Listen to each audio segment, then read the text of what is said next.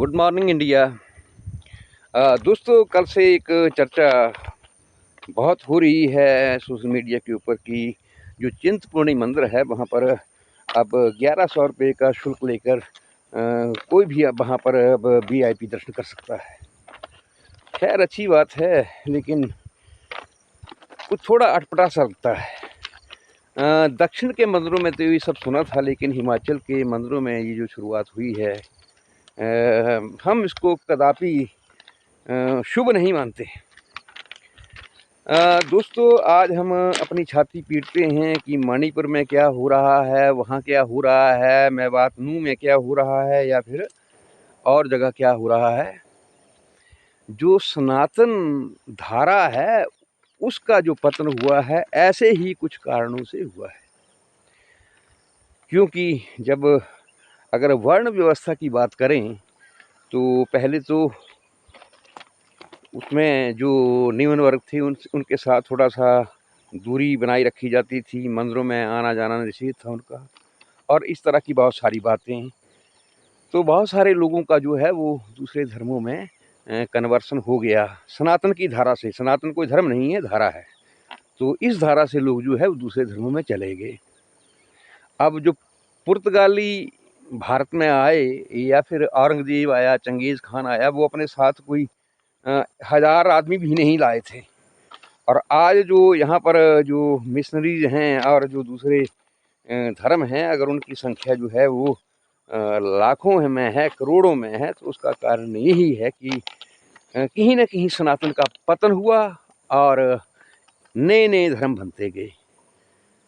अगर सनातन का पतन ना हुआ होता तो ये नए नए धर्म नहीं बनते, ना ही आज लोग छाती पीट रहे होते और ये कहते सुने जाते कि हिंदुत्व को खतरा है। खैर, इसका एक दूसरा पहलू भी है, क्योंकि हमारे यहाँ एक हिमाचल प्रदेश में एक अध्यापक यूनियन हुआ करती थी। जब उनके किसी बड़े लीडर का तबादला हो जाता था तो वहाँ एक नारा लगता था कि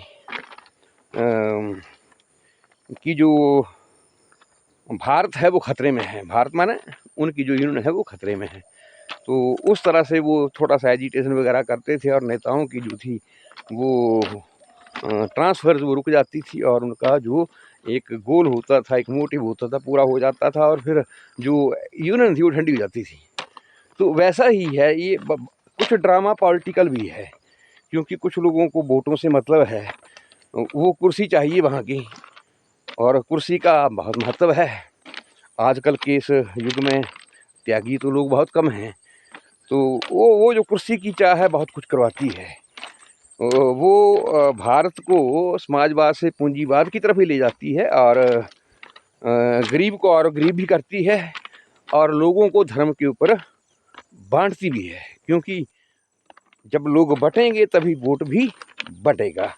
तो बहुत सारे कारण हैं, लेकिन चर्चा मैं कर रहा था ये जो 1100 रुपये का जो पर्ची सिस्टम शुरू हुआ है चिंतपूर्णी में। हालांकि हिमाचल का प्रथम मंदिर है जहाँ पर ऐसा शुरू हुआ है। हमारी समझ में ये बिल्कुल गलत है। और अगर उस किसी कमेटी ने क्योंकि इसमें कोई सरकार का कोई लेना देना नहीं है, क्योंकि स्थानीय कमेटी ने वो किया है। अगर सरकार करती तो फिर हिमाचल के सभी मंदिरों में पर्ची सिस्टम लागू होता। तो सरकार की तरफ से कोई ऐसी सूचना नहीं है।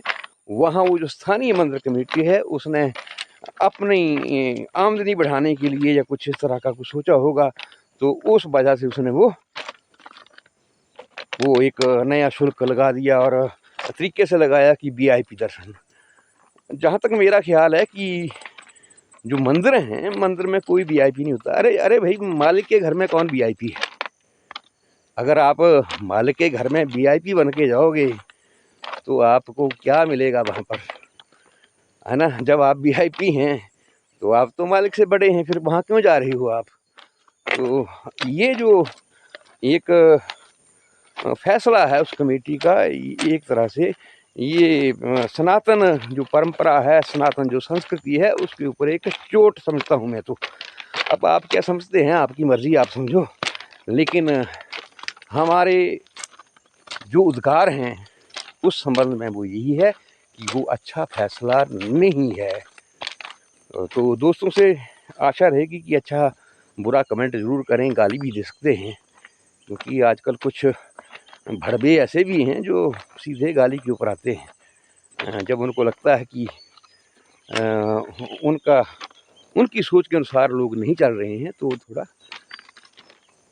असहज हो जाते हैं, और कई बार तो बहुत ही असहज हो जाते हैं। तो हमारा सुबह की सैर भी अब ख़त्म हो रही है, हम अपने जो मंजिल है उसके मुहाने पर पहुंच चुके हैं। तो फिर मिलेंगे ब्रेक के बाद, तब तक के लिए जय हिंद, जय भारत, जय हिमाचल, जय नगरोटा भगवान, इंकलाब जिंदाबाद। मिलते रहिए इसी तरह से अपने दोस्त शिव गौतम के साथ, और अपने जो विचार हैं वो साझा करते रहिए। छोटा सा बहुत लघु जीवन है, पता नहीं कब उड़ जाएं, तो सदा मुस्कुराते रहिए, मस्त रहिए, व्यस्त रहिए, हंसते रहिए, खिलखिलाते रहिए। धन्यवाद।